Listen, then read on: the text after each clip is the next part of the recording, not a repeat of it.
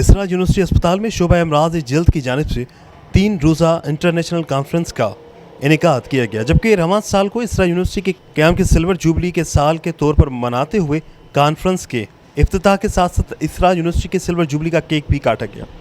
3 रोज़ा international conference के मेहमान खुसूसी इसरा यूनिवर्सिटी के वाइस चांसलर प्रोफेसर डॉक्टर नज़ीर अशरफ लगारी ने शिरका से खिताब करते हुए कहा कि ये बहुत काबिल तहसीन बात है कि इसरा यूनिवर्सिटी अस्पताल की जानिब से